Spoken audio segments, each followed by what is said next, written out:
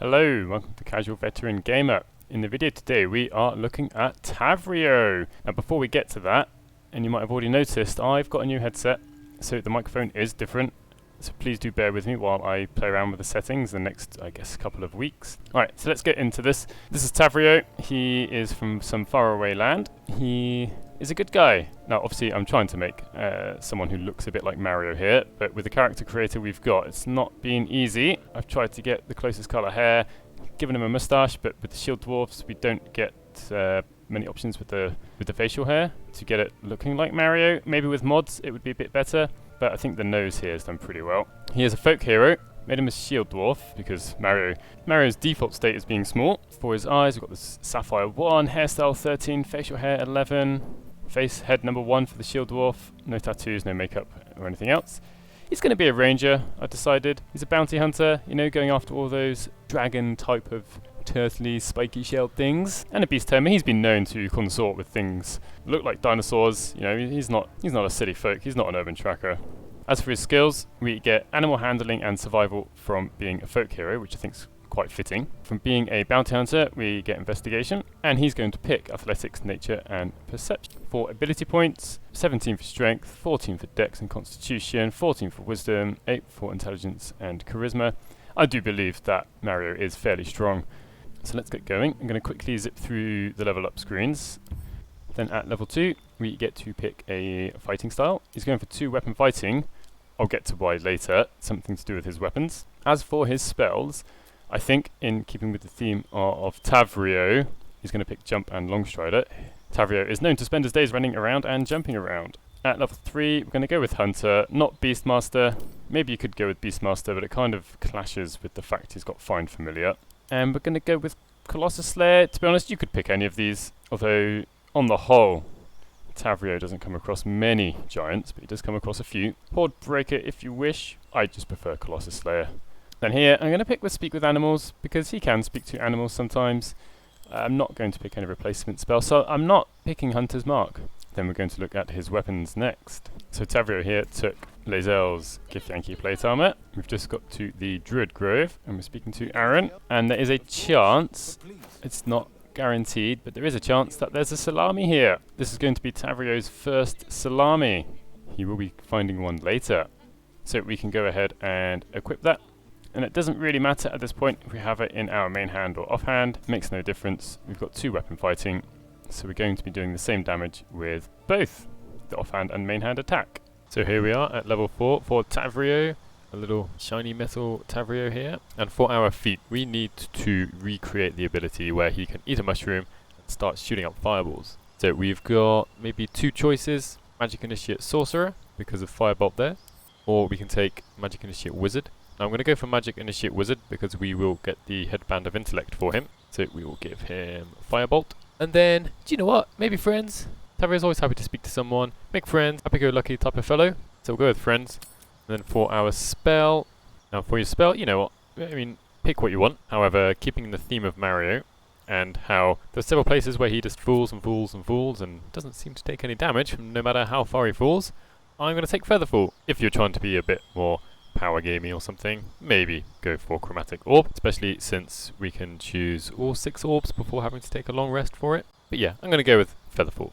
So here we are with Lump the Enlightened. We're going to be taking the Headband of Intellect from him. Of course, if you want to have him on your side, that's fine. You would just have to wait before you can get the Headband of Intellect, if ever. But I've seen comments that people who use these ogres, that they tend to die somewhere in the Underdark. But we will be taking it as soon as possible, and these guys are obviously evil. Look at their big teeth like that. So on Lump here, you will find several items. The only one we are really interested in is the Warped Headband of Intellect. The dried pork sausage is unfortunately not a salami. I wish I had a red hat to put on Tavrio here, but we don't, so we're just going to have to put this on instead.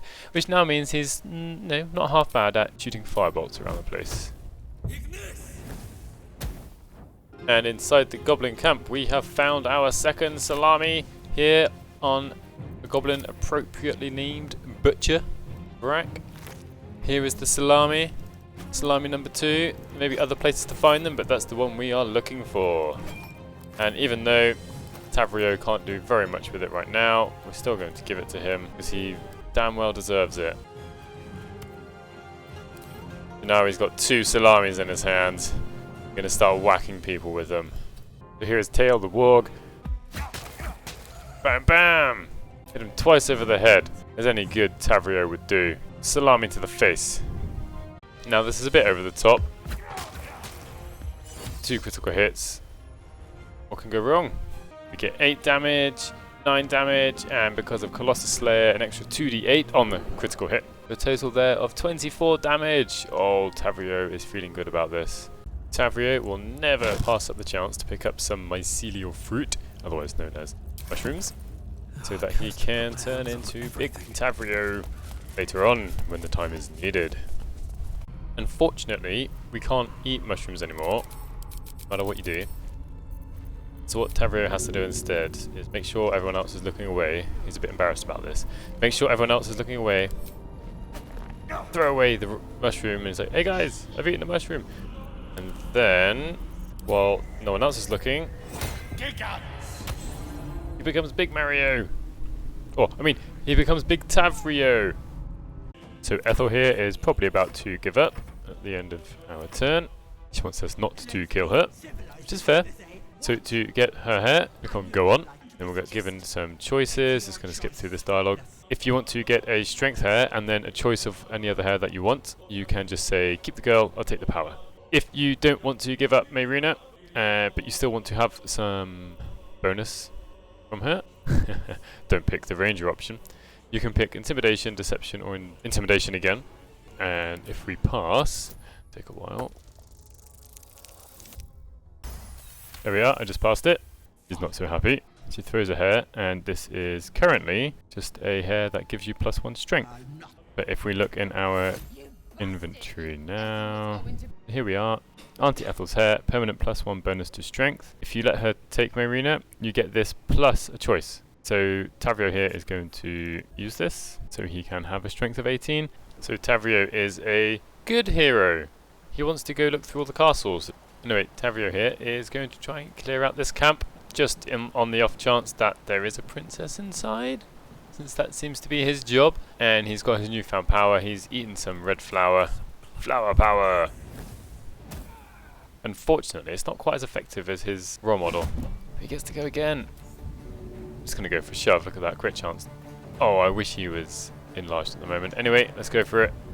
Just get rid of Brawler Rancer. Goodbye. So before we start the fight, he's actually going to dip his salamis and fire.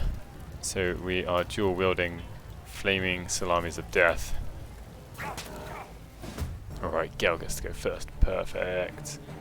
Here we are. Tavrio at his best. Oh, look at all those goblins who now have rolled initiative higher than all of my characters. Nothing will stand in his way. And just to make things even better, we will get Shadowheart to bless everybody.